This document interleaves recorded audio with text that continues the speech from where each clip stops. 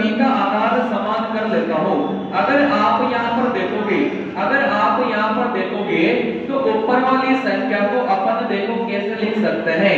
अगर मैं यहाँ से बात करूंगा तो यहाँ से देखो ऊपर वाली संख्या को अपन कैसे लिख सकते हैं। अगर सभी का आधार में समान कर लेता हूं तो यहाँ से मुझे बताइए, अगर 9 की पावर n है, अगर इस 9 को मैं 3 की पावर, अगर इस 9 को मैं 3 की पावर 2 लिख दूं तो यहाँ से क्या बन जाएगा, 3 की पावर में 2n बन जाएगा। क्या ये बात क्लियर है? क्या मैं क्या करूंगा कि सभी सवाल में ये जितनी भी संख्या आपको दिखाई दे रही है ना, सभी का आधार में समान करूंगा। जैसे यहाँ पर 9 की पावर में n था, ठीक है ना, यहाँ पर 9 की पावर में n था, तो 9 की पावर को n को मैं कैसे लिख सकता था, देखो 9 को मैं 3 की पावर 2 लिख सकता हूँ, ठीक है ना। आपको पता है कि पावर आपस में क्या हो जाती है, गुणा हो जाती है। तो 9 की पावर n को मैंने 3 की पावर 2 ऐसे लिख लिया। चलिए अगर मैं इसकी बात करूंगा तो मेरे पास में 3 की पावर 5 ही है।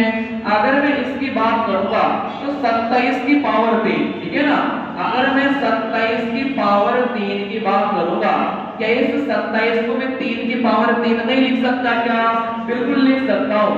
तो 27 को मैंने 3 की पावर 3 लिख दिया, और आपको पता है कि ये पावर आपस में क्या होती है, गुणा होती है। तो 27 की पावर 3 को मैं 3 की पावर क्या लिखूंगा, 2 लिखूंगा। चलिए अगर मैं नीचे से बात करूंगा तो नीचे मेरे पास में देखो ये 3 की पावर है ना, कुछ नहीं है, मतलब 1 है। चलिए अगर मैं यहाँ से इस 81 की पावर 4 को 3 की पावर में बदलना चाहूँ, चलिए इस 81 को मैं क्या लिख सकता हूँ, 3 की पावर में 4 लिख सकता हूँ, 3 की पावर में 4, और यहाँ से ये पावर में 4 था, तो 4 into 4 कितना हो जाएगा, 16 हो जाएगा। क्या ये बात क्लियर है? क्या अब मेरा सवाल पूरा 3 की पावर में कन्वर्ट हो गया। इस 27 को भी मैंने 3 की पावर 3 लिख दिया। अब आपको कुछ नहीं करना, सिंपली जो नियम कानून अपन ने पढ़े ना, बस उनका अप्लाई करना है। चलिए अगर मैं यहाँ से देखूंगा 3 की पावर 16 और 3 की पावर 1 कितना हो जाएगा, 3 की पावर में 17 हो जाएगा।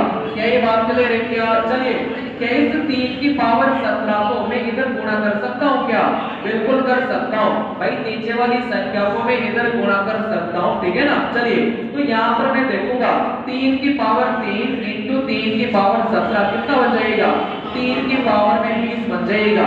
क्या ये बात क्लियर है? क्या चलिए अगर मैं यहाँ से बात करूंगा तो यहाँ से ध्यान देना है ना, सभी का आधार समान है, तो इन पावर को आपस में जोड़ूंगा तो 9 प्लस 5 कितना हो जाएगा, 14 प्लस में 2 है बराबर कितना हो गया, 3 की पावर में 20 हो गया।